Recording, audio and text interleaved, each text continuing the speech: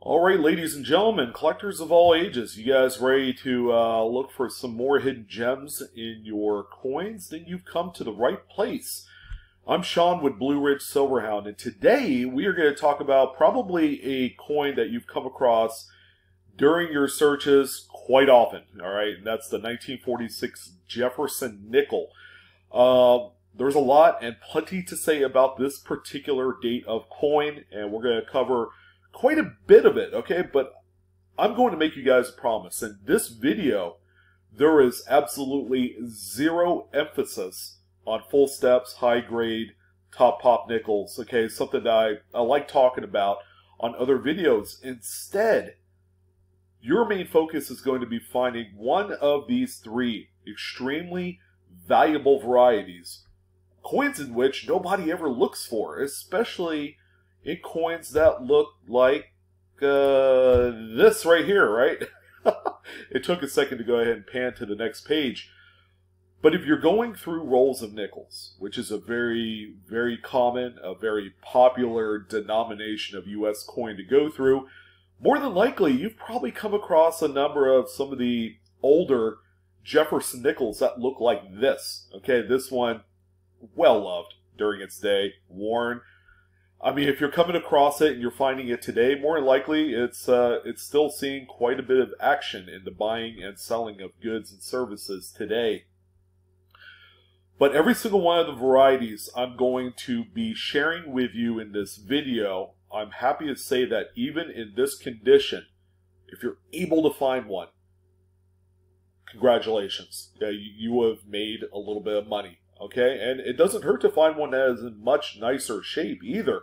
Those coins can sell for thousands, all right?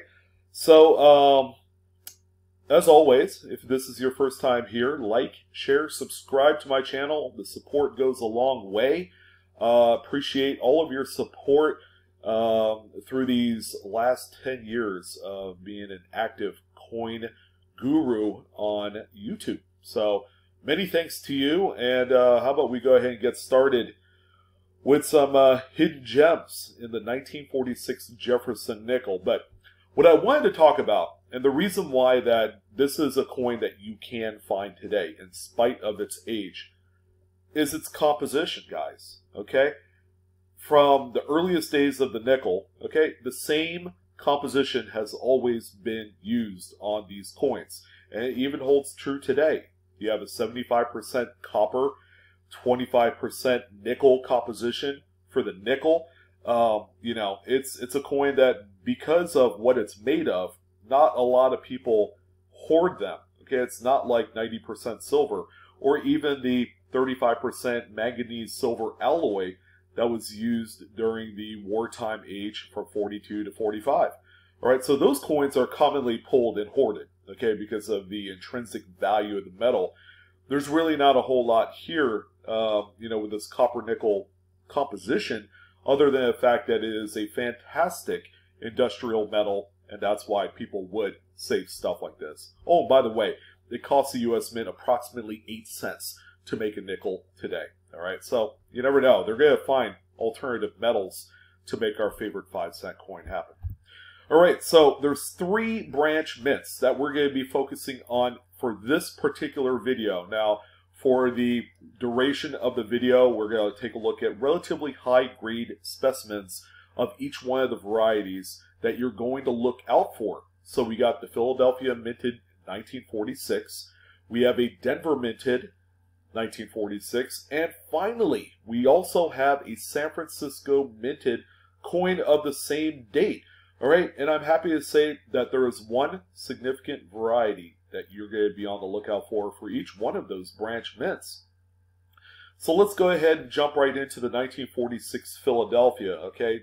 This is the highest minted out of the 3 minted coins. There's 161,116,000 pieces produced for the 1946 Philadelphia. Typically on these coins, your mint mark will be just to the right of Monticello at the base of the monument.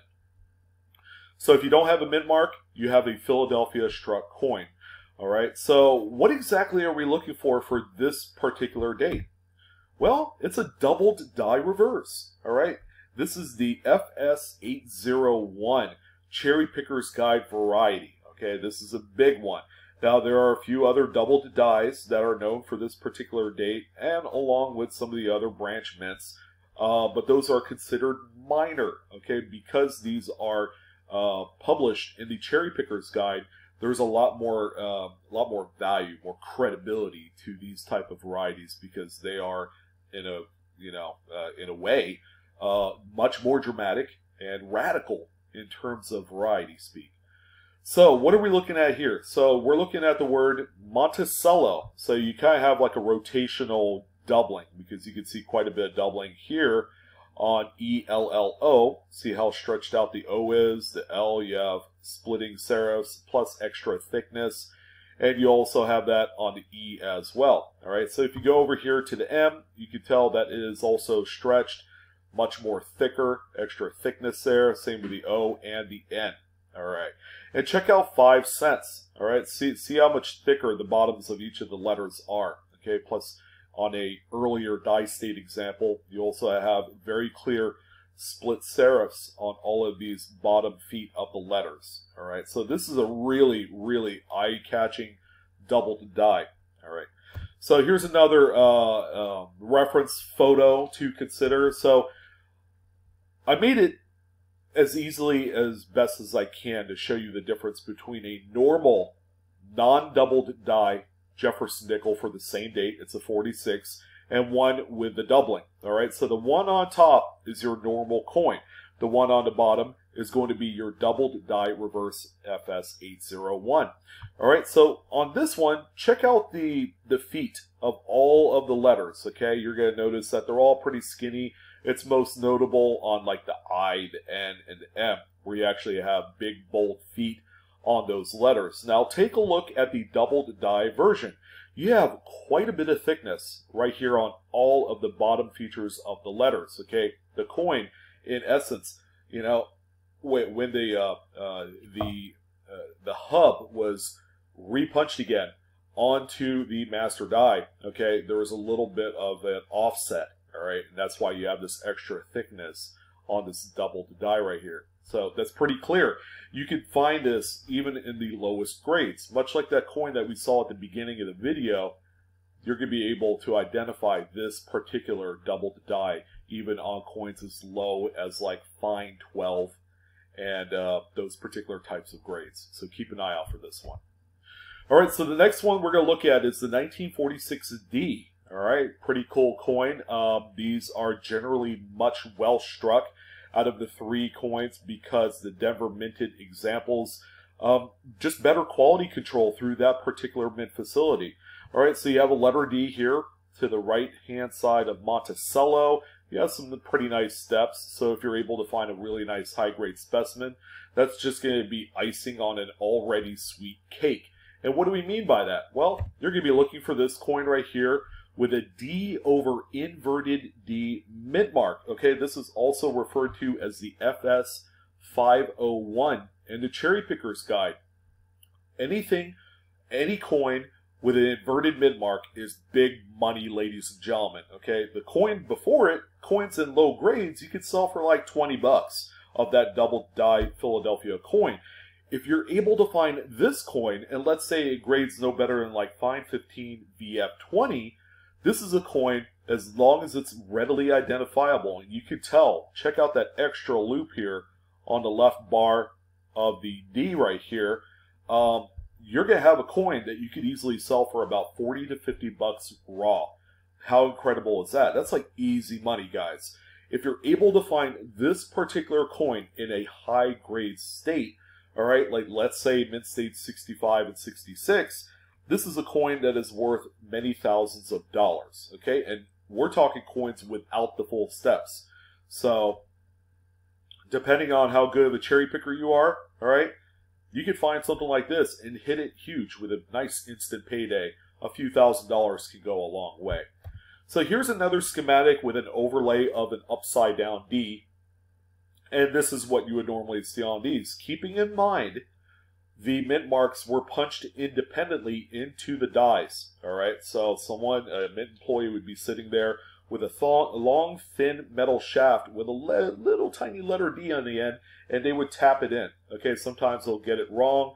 They'll do it upside down initially. They'll flip that puppy over and then re-tap it again correctly. Okay, and they won't rework the dies to eliminate the repunching. Okay, so their mistakes as collectors, it's going to be our gain. So keep an eye out for this really cool D over inverted D mint mark variety. And then finally, we got the 1946S. Okay, San Francisco minted coin here for you. This is the lowest minted out of the three at 13,560,000. You would think it's pretty rare based off of that, but there is plenty of these available, even through searching rolls. Can't even tell you how many S minted 46s I've personally come across. They are plentiful. They are out there. Keep in mind, however, this is a coin where the strike wasn't as good. Okay, so it's the worst out of the three. So finding one with full steps is going to be somewhat of a challenge. So what are we looking for this one? Well, we're going to be looking at double die Obverse FS101 in the Cherry Picker's Guide. And come on, take a look at this thing. You have clear doubling, the separation line on every single one of the digits of the date. 4, the 6.